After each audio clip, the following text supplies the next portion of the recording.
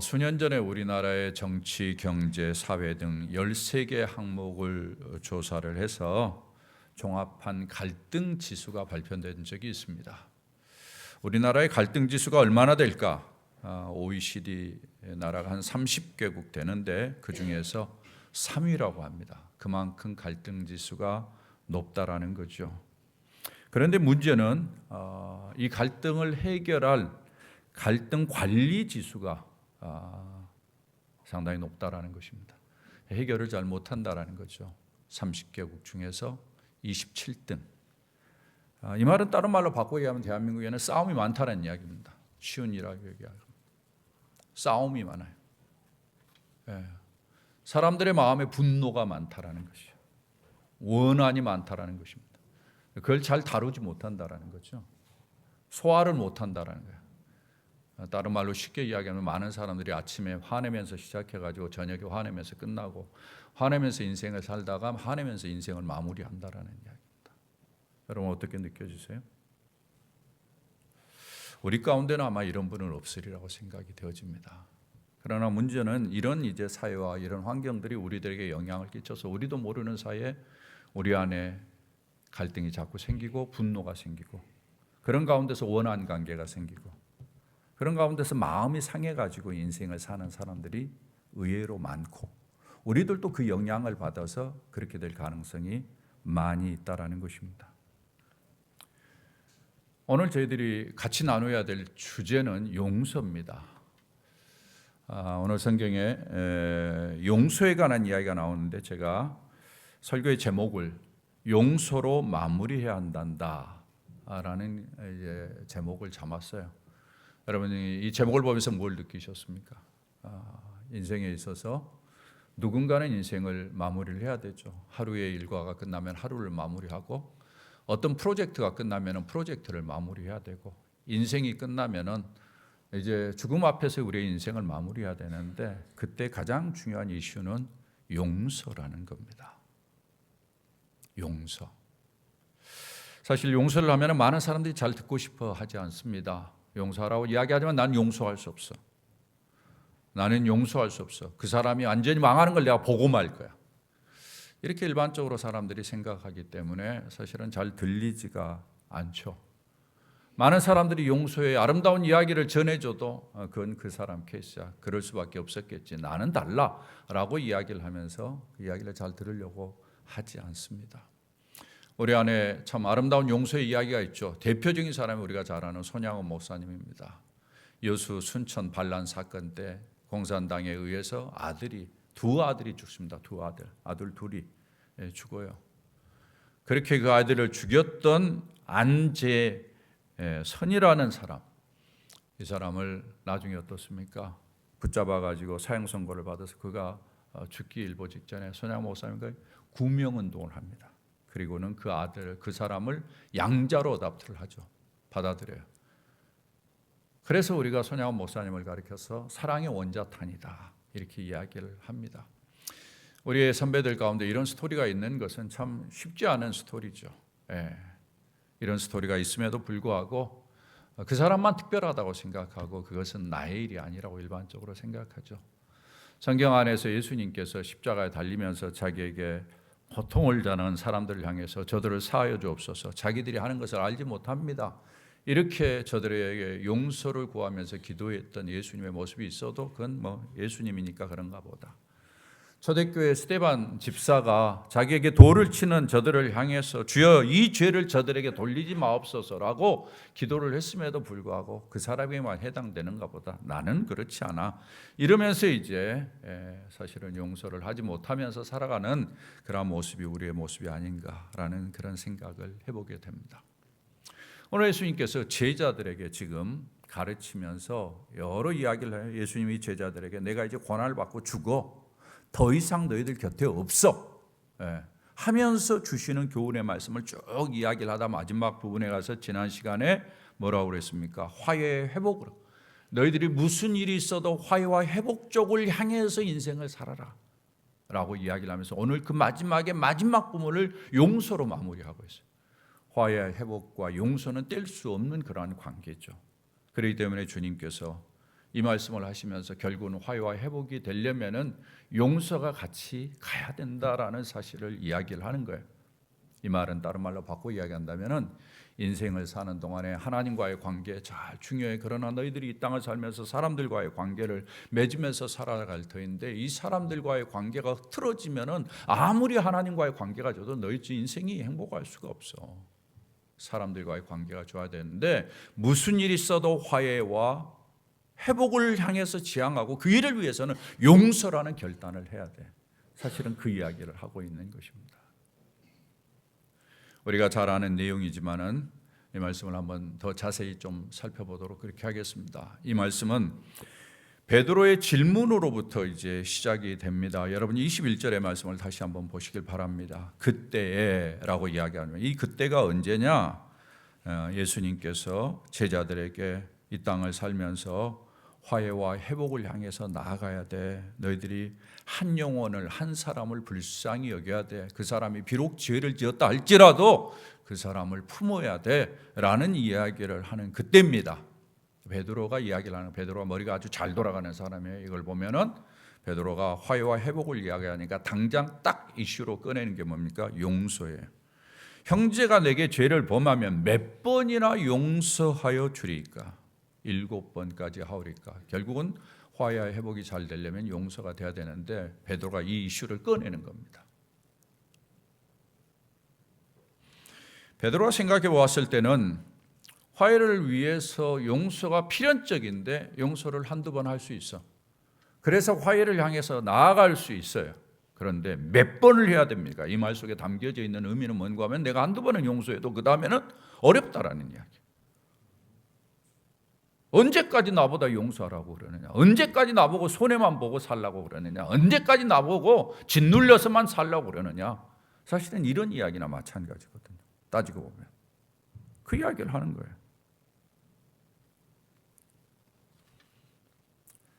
예수님의 답변이 아주 단순합니다. 22절의 말씀을 한번 보시길 바랍니다. 예수께서 이르시되, 다 같이 한번 읽어볼까요? 시작. 내게 이르노니 7번뿐만 아니라 7번을 70번까지도 할지니라.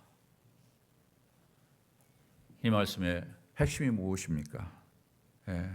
용서의 무한성, 용서에는 제한이 없다라는 거예요. 용서는 끝이 없다. 이야기를 하는 거예요. 제자들이 아마 이 말에 하고 싶은 이야기들이 많이 있었을 것입니다. 그런데 예수님께서 이 말을 시작하기 전에 예수님이 비유를 하나 들면서 말을 이어갑니다. 한 사람이 빚을 졌어. 그런데 그 빚을 도저히 갚을 수 없는 빚을 졌어. 그래서 주인이 그 빚을 갚으라고 할 때 갚을 수가 없어서 결국은 이제 그 주인이 너의 몸과 너의 아내와 너의 자식들 다 팔아야 될 거다. 이렇게 이제 사실은 이야기를 하는 거죠. 자기는 그렇지만 식구들이 이렇게 팔려서 노예로 종으로 살아간다는 것은 얼마나 섬찟한 이야기입니까? 그래서 이 사람이 빨리 주인한테 엎드립니다. 참으소서. 내가 다 갚겠습니다. 사실 갚을 능력이 없죠. 그러나 애절한 마음으로 그에게 달라붙어서 부탁을 하는 거예요. 다른 방법이 없지 않습니까? 그러자 그 모습을 보고 있던 주인이 불쌍히 여겨서 빚을 탕감해 줍니다. 그리고는 이제 탕감받은 종이 얼마나 기분 좋게 나갑니까? 야, 이제 탕감됐다. 야, 10,000달란트. 생각만 해도 엄청난 건데 이제 내가 이것에서 자유하게 됐다. 딱 나갔는데 자기에게 빚진 사람이 와서 100데나리온이에요. 이 100데나리온은 10,000달란트에 비하면 아무것도 아닙니다. 나중에 제가 다시 이야기를 하겠습니다만은, 그런데 이 사람은 그 사람을 붙잡아 놓고 붙들어 목을 잡고, 성경인 목을 잡고 이야기했다. 빚을 갚으라. 여러분이 본문을 보면서 어떻게 느꼈어요? 야, 이런 사람이 있구나. 세상에 이런 사람도 있구나. 그 동료가 엎드려서 참아줘라. 내가 갚겠다. 근데 허락하지 않고 옥에 가둡니다. 이 모습을 주변에 있는 사람들이 다 봤어요. 그래서 사실은 이 사람이 더 많은 빚을 진 것을 인해서 그것을 탕감받은 것을 다 알고 있는데 이 사람이 나오자마자 이렇게 행동하는 것에 대해서 주변에 있는 사람들이 참아볼 수가 없었어요. 그래서 이 사람의 주인에게 가서 자초지종을 이야기합니다. 이 사람의 위선과 거짓을 고발한 거죠. 그래서 주인이 내가 너에게 빚을 탕감해 줬는데 너도 그의 동료들, 너의 동료를 불쌍히 여는 것이 마땅치 아니하냐 이렇게 말을 합니다. 결국은 주인이 노예에서 그를 옥에다가 가두는 그런 이제 내용이 오늘 성경에 언급된 내용입니다. 이 성경을 통해서 예수님께서 지금 주시고자 하시는 말씀이 무엇인가? 이것을 간단하게 여러분 좀 보도록 그렇게 하겠습니다. 여러분이 가지고 있는 주보에 설교를 메모할 수 있는 내용에 보면은 거기에 네 번째 문제에 제가 세 가지 이슈를 여기에 언급했습니다. 한번 보시길 바랍니다. 첫 번째, 다 같이 한번 읽어볼까요? 시작. 한계를 두지 말고 무한정으로 용서하라. 이 본문에서 가장 먼저 강조하는 것은 한정을 두지 말고 무한정으로 용서하라. 여기에 이제 오늘 본문에 언급된 숫자 7이라는 숫자가 나옵니다. 7이라는 숫자를 이해하기 위해서는 이제 구약 성경을 좀 이해할 필요가 있는데 구약 성경에 이 말이 처음 나온 게 창세기서 4장 15절입니다. 여러분이 잘 아는 대로 가인이 그 동생 아벨을 죽입니다. 그 죽이고 난 다음에 이제 가인이 자기가 죽을 것을 두려워합니다. 그때 하나님이 가인에게 한 말이에요. 여러분 한번 보시기를 바랍니다. 뭐라고 이야기합니까? 다 같이 읽어볼까요? 시작. 여호와께서 그에게 이르시되 그렇지 아니하다. 가인을 죽이는 자는 벌을 7배나 받으리라 하시고 가인에게 표를 주사 그를 만나는 모든 사람에게서 죽임을 면하게 하시니라. 그러니까 가인을 용서해 주시는 거예요. 그 용서해 주는 것과 함께 비교해서 가인을 죽이는 자는 벌을 어떻게 받는다고 이야기합니까? 7배라고 이야기합니다. 7배. 그럼 벌이 무한정으로 받는다라는 이야기. 이것을 좀 더 다른 각도에서 이야기한 성경 본문이 있어요. 창세기서 4장 24절의 말씀인데 한번 보시길 바랍니다. 가인을 위하여는 벌이 뭐라고 이야기해요? 7배일진데 라멕을 위하여는 벌이 77배의 1이로다 이렇게 쓰고 있어요. 이게 무슨 이야기입니까? 7배 또한 77배. 이게 뭐예요? 그냥 성경에서 7이라는 숫자를 완전수라고 그렇게 이야기를 하는데 무한정의 개념을 담고 이렇게 쓰고 있는 것이죠. 그러니까 벌이 7배면 용서도 7배, 벌이 77배면 70배면 용서도 70배 이런 개념을 담고 있는 이야기예요. 에레미야서 26장 18절에 보면은 만일 너희가 그렇게까지 되어도 내게 청종하지 아니하면 너희의 죄로 말미암아 내가 너희를 뭐라고 이야기합니까? 7배나 징벌하리라. 그 다음에 21절에 보면은 너희가 나를 거슬려 내게 청종하지 아니할진대 내가 너희의 죄대로 너희에게 뭐라고 이야기합니까? 7배나 더 재앙을 내릴 것이다. 이런 이제 숫자를 가지고 구약 성경에서는 재앙을 이야기를 했어요. 그 재앙을 이야기하면서 벌을 받지 않는다라는 이야기, 용서를 이야기하는 거거든요. 이 숫자로 이야기를 하는 거예요. 숫자로 계속해서 주님께서는 아주 무한대로의 용서를 사실은 담고 이야기를 하는 거예요. 그 배경에 의해서 신약 성경에 와서는 예수님께서 우리가 잘 아는 주기도문 마태복음 6장 12절을 한번 보십시오. 다 같이 한번 읽어봅니다. 시작. 우리가 우리에게 죄 지은 자를 사하여 준 것 같이 우리 죄를 사하여 주시옵고. 우리 죄를 사해 달라고 이야기합니다. 그런데 우리 죄를 사하는 가장 중요한 전제로 우리에게 죄 지은 자를 사해 준 것 같이 용서를 이야기를 하고 있는 거죠.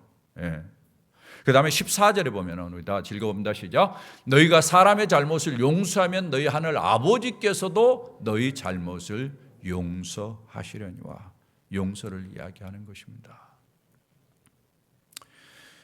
마태복음 26장을 보면은 상당히 중요한 성경 구절이 하나 있습니다. 여러분이 한번 보시길 바랍니다. 26장 28절 다 같이 한번 읽어봅니다. 시작. 이것은 죄사함을 얻게 하려고 많은 사람을 흘린 바 나의 피 곧 언약의 피니라 이렇게 말씀합니다. 죄사함 이건 뭡니까? 예수님께서 성찬을 베푸시면서 예수님이 잔을 상징하면서 죄사함이라는 이야기를 용서를 이야기를 하고 있는 거예요. 사실은 구약으로부터 시작해서 신약에 이르기까지 용서의 중요한 개념들이 여기 언급되어 있습니다. 이게 뭔가 하면 용서와 관계에서 사실 중요한 것은 숫자가 아니라는 거예요. 무한정으로 용서하라는 거예요. 이게 주님께서 강조하는 거예요. 무한정의 복수를 이야기하고 징벌을 이야기하는 그런 가운데서도 계속해서 예수님은 용서를 이야기하는 거예요. 용서를 이야기하는 거예요. 숫자를 초월해서 무한정으로 그것은 하나님의 사랑과 긍휼이 얼마나 큰가를 우리에게 이야기해 주는 것입니다. 숫자를 따지지 말고 한계를 두지 말라. 우리가 이 땅을 살면서 그래 그 사람 내가 용서할 수 있어 한두 번은 해 그 다음은 안 돼. 이런 선입관념을 갖지 말라라는 이야기죠. 우리의 마음속에 이거 내려놓기가 쉽지 않습니다. 그럼에도 불구하고 이게 주님의 가이드라인입니다. 여러분이 그렇게 이야기할 거예요. 목사님 성경이나 되니까 그렇게 이야기하지 실제로 내 상황이 되면 그럴 수 없습니다. 이렇게 이야기를 할 거예요. 그래서 처음부터 우리는 성경을 순종하지 않을 마음으로 달려들 때가 많이 있어요. 그러나 주님은 분명히 이야기합니다. 너희들이 용서해라. 왜 이렇게 용서를 이야기할까요? 왜 이렇게 용서를 이야기할까요? 자, 생각해 보세요. 상대편 좋으라고 할까요? 제가 깨달은 것은 결국은 상대편을 좋으라고 용서하는 것도 있겠지만 결국은 그렇게 해야 네가 산다라는 거예요. 너에게 좋다. 내가 이 용서를 하지 못하고 거기에 붙잡혀서 사람들의 사람들을 마음에 품고 분노와 어떤 면에서는 원한으로 내가 인생을 산다면은 내 인생이 망가지는 거죠. 내 인생이 망가지는 거죠. 주님께서 결국은 그래서 우리에게 이야기를 하는 것이 아닌가라는 생각을 제가 해보게 됩니다. 두 번째를 보시길 바랍니다. 다 같이 한번 읽어볼까요? 시작. 너희는 큰 것을 용서받았다. 어떤 것도 그 큰 것에 비교할 수 없다. 너희들이 용서받은 것은 엄청 크다. 그러나 너희들에게 잘못한 것은 그 큰 것에 비하면 아주 아무것도 아니다. 이 이야기를 지금 하고 있는 거예요. 여러분 여기에 10,000달란트라고 그랬어요. 이것은 당시에 성인이 20년 동안 받을 임금을 이야기합니다. 오늘날로 환산하는 분들을 계산을 해서 봤더니 120억 달러 정도 된다고 그래요. 어마어마한 돈이죠. 예. 수억만이라고 표현을 해도 과하지 않으리라고 생각합니다. 갚을 능력이 없어요. 그래서 팔려가는 것입니다. 대부분 팔려가는 거예요. 여러분 잘 아는 로마의 노예제도는 전부 다 이렇게 팔려서 오신 사람들이에요. 예. 이 사람이 그래서 엎드려서 절합니다. 제발 좀 구해달라고. 절박한 모습이죠. 예. 이에 대해서 이 종에게 빚을 진 사람은 100데나리온이었어요. 100데나리온. 얼마 되지 않지 않습니까? 100데나리온은 100일 동안의 품삯이에요. 하루에 한 데나리온이거든. 그때 당시에 품삯이 100일은 100데나리온이에요. 20년하고 100일 비교가 안 되죠. 예. 그런데 이 종의 행동을 보십시오. 예. 붙들어 목을 잡고 자기가 경험한 자비와는 너무 모순된 모습으로 행동하지 않습니까? 예. 그 종이 내가 갚으리다 좀 참아 주십시오. 예. 즉시 갚으리다. 예. 그런데 그것을 참지 못하고 옥으로 보냅니다. 성경에 이런 이야기가 있죠. 남에게 대접을 받고자 하는 자로 너도 남을 대접하라. 언제 어떻게 될지 모르니까 그런 마음으로 대접하라는 이야기죠. 전혀 그것과는 상관이 없는 그러한 행동입니다. 자기가 받은 모습과는 너무 대조적인 그러한 모습을 보면서 얼마나 인간이 악할 수 있는가라는 것을 봅니다. 제가 봤을 때는 우리 가운데는 이런 일은 없으리라고 생각합니다만은 그러나 세상 속에는 이런 일들이 있죠. 큰 것을 용서받았음에도 불구하고 작은 것에 참으로 완악한 사람들, 자비가 없는 강팍한 사람들. 주님께서 이 말씀을 통해서 상징적으로 보여주는 것이 그것입니다. 너희가 지불해야 될 대가가 얼마였는지를 보라. 뭐예요?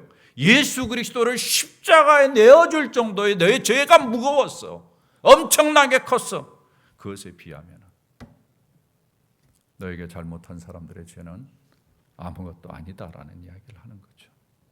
결국은 내가 예수 그리스도가 십자가의 대가를 지불할 정도의 엄청난 죄의 용서를 받았는데 내 주변에 좀 잘못한 것에 대해서 용서할 수 없느냐라는 것이 주님께서 이야기하는 것이고, 그것을 바라보면서 네가 큰 것을 용서받았다, 그걸 꼭 기억하고 이런 완악한 자가 되지 말라라고 부탁을 하는 거예요.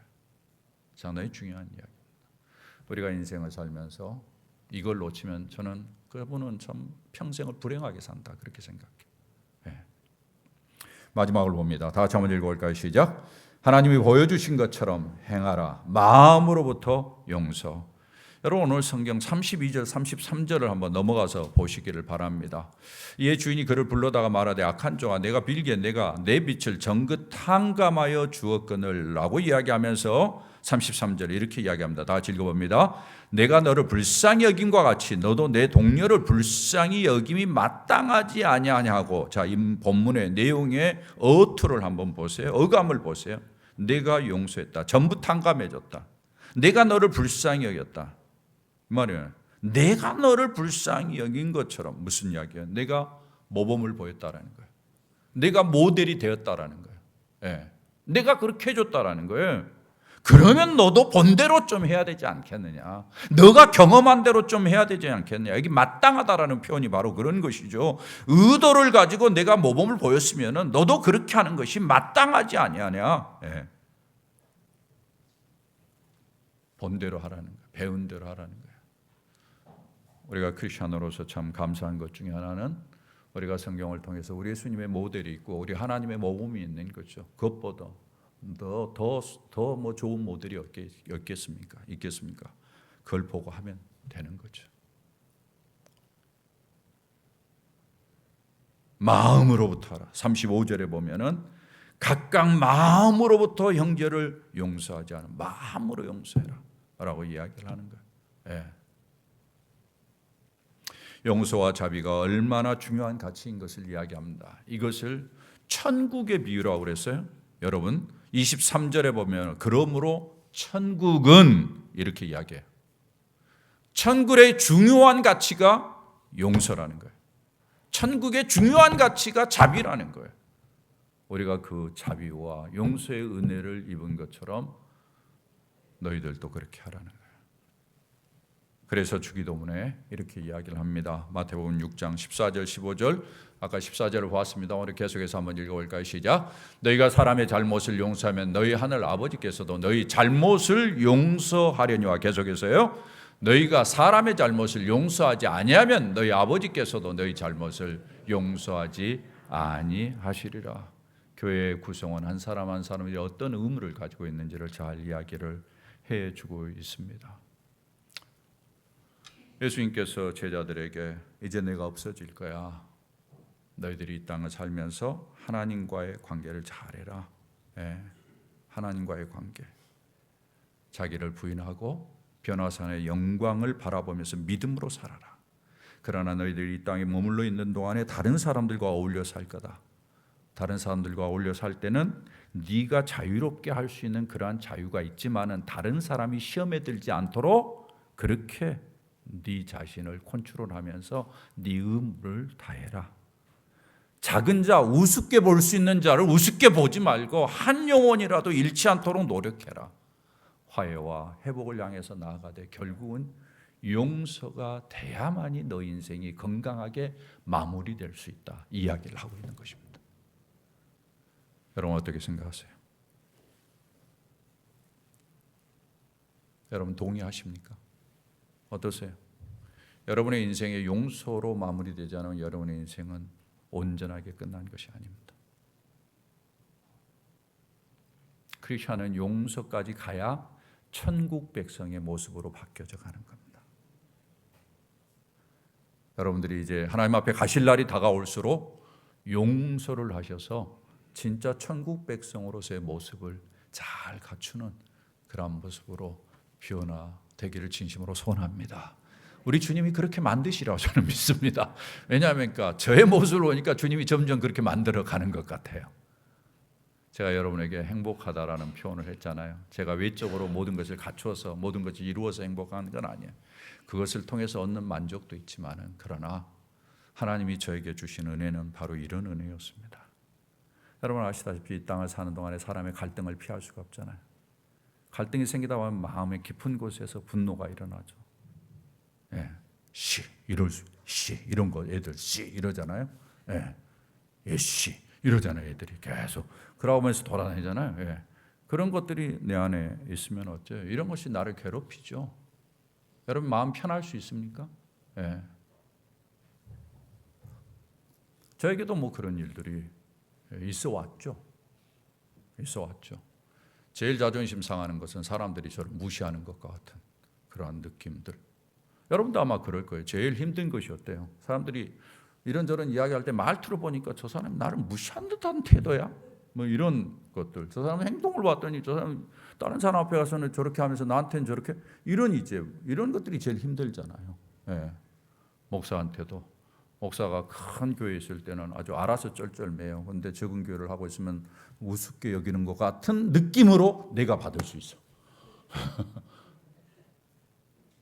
그분은 아무런 의도가 없어. 근데 내가 그렇게 바뀌어가지고 내 속으로 어떻습니까? 요시 한번 보자. 이런 이제 생각을 가질 수 있잖아요. 예. 제가 이 말씀을 쭉 살펴보면서 제가 결단하는 것이 있습니다. 내가 일생을 살면서 한 가지, 내 스스로 갈등을 만드는 사람이 되지 말자. 내 스스로 다른 사람에게 내가 용서를 받아야 되는 그런 사람이 되지 않도록 인생을 살아야 되겠다라는 생각을 제가 다시 한번 다짐하게 되었고요. 또 한 가지는 만약 내가 다른 사람을 용서해야 될 일이 생길 때 용서가 잘 안 되는 일들이 발생하면 그런 일이 있을 수 있잖아요. 베드로처럼 7번 용서해야 됩니까? 하나님 언제까지 용서해야 됩니까? 이러지 말고 그래, 내가 하나님 앞에서 용서받은 그 은혜가 얼마나 큰데 이걸 먼저 생각하자. 예수님의 십자가를 바라보면서 예수님이 그렇게 십자가에서 죽을 만큼 대가를 치러야 될 만큼 그 대가를 내가 지불해야 되는데, 이스라엘 백성들이 바벨론 포로를 살면서 완전히 진멸되고 뭉겨지는 것과 같은 그러한 모습을 내가 감당해야 되는데 하나님이 나를 살려줘서 여기까지 오도록 하신 것만 해도 감사하다. 그 은혜 먼저 생각하면서 내가 용서해야 될 일이 아니라고 보자. 이렇게 제가 마음속에 생각을 하게 됩니다. 만약 용서를 해야 되려면 그 사람을 내가 이해하도록 더 노력하자. 그 사람이 그럴 수밖에 없었지. 저 사람이 저렇게 말하는 것은 어렸을 때부터 자라면서 저게 말투일 거야. 이렇게 보는. 그렇게 이해를 해버려. 그러면은 내가 꼭 자존심 상할 이유가 없잖아요. 네. 이러면서 이해의 폭을 넓혀가고 이해의 폭을 넓혀가면서 그 사람의 삶을 존중해주는 그러한 모습으로 이렇게 가면은 내 마음에 서운할 이유도 없고 오히려 그런 것들을 볼 때마다 주님이 말씀하신 것처럼 축복하고 이렇게 복을 빌어주는 그런 사람으로 살아가면은 되지 않겠는가라는 결단을 하게 되었습니다. 아멘들 안 하시네요. 저는 우리 식구들도 그랬으면 좋겠습니다.